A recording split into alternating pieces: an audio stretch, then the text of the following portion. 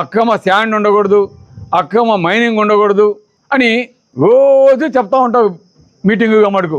మొత్తం చూస్తూ ఉన్నాం, ఎక్కడ చూసినా కూడా కావలి నియోజకవర్గంలో అక్రమ మైనింగు, అక్రమ గావలు, అక్రమ వేవర్స్కి మట్టి తోడటం, అక్రమంగా చెరువుగా మట్టి ఎత్తటం, అక్రమంగా బియ్యం, రేషన్ బియ్యం ఏ విధంగా తెలుగుదేశం వాళ్ళు దోచుకుంటున్నారో ఇవన్నీ మాత్రం చేస్తున్నారు. కానీ అభివృద్ధి అనేది మాత్రం ఎక్కడా కనిపించడం లేదు. దాదాపు కావలి చెరువు కింద 8 చెరువులు, 8 నుంచి 10 చెరువులు, అవన్నీ కూడా ఎప్పుడు నేలతో ఉండేదానికి అవకాశం ఉంటుంది. మనకి ఒక పంట పండించి రెండో పంటకు కూడా మనకు అవకాశం ఉంటుంది. కావలిలో నీటి ఎద్దడి కూడా ఉండకుండా ఉంటుందని ఆ కావలి చెరువు బ్యాలెన్సింగ్ రిజర్వాయర్ మేము ప్రపోజ్ చేసి ఆనాడు శాంక్షన్ చేయించి ఫైనాన్స్కి పంపడం జరిగింది. అదేవిధంగా సంగం బైపాస్ కెనాల్ మనకి కావాల్సిన నీటి వాటా మనకి సరిగా రావడం లేదు.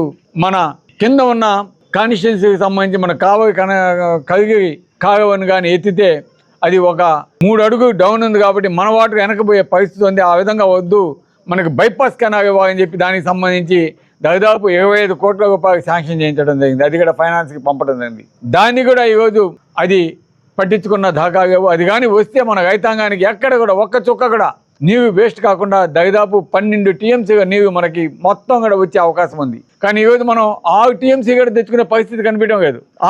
ఆ ఒక్కరు కూడా అసలు పట్టించుకున్న పరిస్థితే కనిపించడం లేదు. ఇప్పుడున్న నాయకులు కావచ్చు, ఇప్పుడున్న ఎమ్మెల్యే కావచ్చు. అదేవిధంగా దగదత్తి మండలంలో దగదత్తి మెయిన్ రోడ్డు ఆల్మోస్ట్ మేము కొంత కాంక్రీట్ టౌన్ అంతా కూడా వేసేసాము. మిగతా రోడ్డు కూడా కొంత పనులు చేయడం జరిగింది. కల్వర్ట్స్ అన్ని ఇక్కడ కట్టడం జరిగింది. ఆ తర్వాత ఆ రోడ్డు అట్టాగే ఎక్కడేసిన గొంగ అట్టాగా ఉంది. ఎక్కడ ఆ రోడ్డును పట్టించుకున్న పాపాన పోయేది ఈ కుటుంబ ప్రభుత్వం. అదేవిధంగా మన ఇసుకపల్లి పాలెం నుంచి కొడవూరు దాకా అల్లూరు రోడ్డు, అది కూడా ఎక్కడ వేసిన గొంగ అక్కడే ఉన్నట్టుగా ఆ రోడ్డు కూడా ఎక్కడ చేయకుండా ఆగిపోయింది. ఇంకపోతే ఇంకా విమానాశ్రయం చెప్తా ఉన్నాం, రోజు చూస్తూనే ఉన్నాం. ఇదిగో వచ్చేసిన విమానం దిగేసింది అంటానే ఉన్నారు. మేము చేయిస్తామన్నారు. జగన్మోహన్ రెడ్డి గారు తెట్టుకాట పెడతామన్నారు. కాదు మరి ఇది ఏడే పెడతామని చెప్పి స్టేట్మెంట్ మంచిదే, మనకు కావలి నియోజకవర్గం వస్తే చాలా మంచిది, మేము కూడా సపోర్ట్ చేస్తాం. దాన్ని ఇంతవరకు కూడా టెండర్ అయినాయి అంటారు, కానీ స్టార్ట్ చేయదు.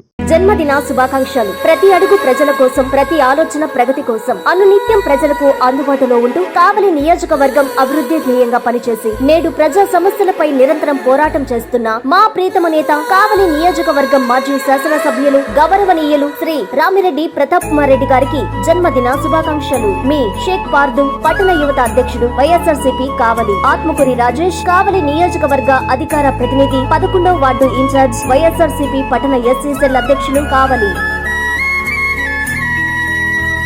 జన్మదిన శుభాకాంక్షలు. మా నాయకుడు, మా శ్రేయోభిలాషి, కావలి మాజీ శాసనసభ్యులు, కావలి నియోజకవర్గం వైఎస్ఆర్సీపీ ఇన్ఛార్జి, మా ప్రీతమ నాయకులు గౌరవనీయులు శ్రీ రామిరెడ్డి ప్రతాప్ కుమార్ రెడ్డి గారికి జన్మదిన శుభాకాంక్షలు. వారు నిండు నూరేళ్లు సుఖ సంతోషాలతో ఆయురారోగ్యాలతో ఉండాలని ఆ భగవంతుని కోరుకుంటూ మరెన్నో ఉన్నత పదవులు అధిరోహించాలని మనసారా కోరుకుంటూ మీ పేరం నాగరాజు, వైఎస్ఆర్సీపీ ఆర్టీఐ కావలి నియోజకవర్గ అధ్యక్షులు, షేక్ నాయిబ్ రసూల్, వైఎస్ఆర్సీపీ కావలి పట్టణ ప్రధాన కార్యదర్శి, చీదెళ్ల కిషోర్ గుప్తా, వైఎస్ఆర్సీపీ కావలి పట్టణ వాణిజ్య విభాగం అధ్యక్షులు.